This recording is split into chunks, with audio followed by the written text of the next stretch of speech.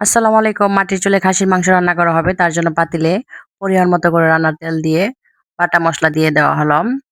আদা, পেঁয়াজ এবং রসুন বাটা দিয়ে তারপর গুঁড়ো মসলা দেওয়া হলো। হলুদ গুঁড়ো, মরিচ গুঁড়ো, ধনিয়ার গুঁড়ো, জিরার গুঁড়ো এবং পরিমাণ মতো করে লবণ দিয়ে মসলাটা সুন্দরভাবে কষিয়ে নেওয়া হচ্ছে। এখন এলাচ, দারুচিনি, তেজপাতা দিয়ে দেওয়া হচ্ছে। দিয়ে আবারও সুন্দরভাবে কষিয়ে নেওয়া হবে।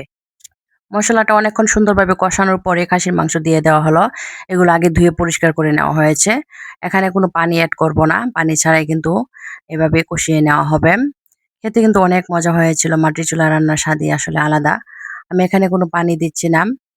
আর মাংস থেকে যে পানি বের হচ্ছে সেটা দিয়ে কিন্তু এই মাংসটা একটা কষানো হয়ে যাবে। আমি ঘন, ঘন করে নেড়ে দিচ্ছি যাতে করে তলায় লেগে না যায়। কারণ লাকড়ির চুলা তাপটা একটু বেশি। পানি ছাড়াই কিন্তু আমি কষিয়ে নিচ্ছি। তারপর ঢাকনা খুলে আবারও আমি নেড়ে-চেড়ে দিচ্ছি যাতে করে তলায় লেগে না যায়।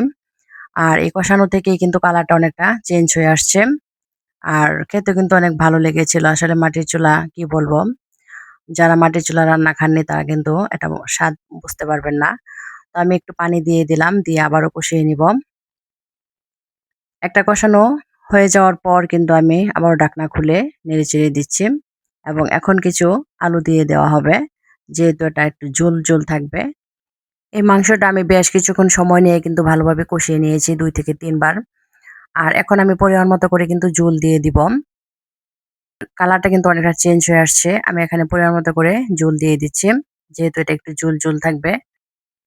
ভিডিওটা একটু নাড়াচাড়া হয়ে গেছে কারণ আমি এক হাতে মোবাইলটা ধরে তারপর কিন্তু আরেক হাতে রান্নাটা করছি। সেজন্য কিন্তু স্থির থাকেনি।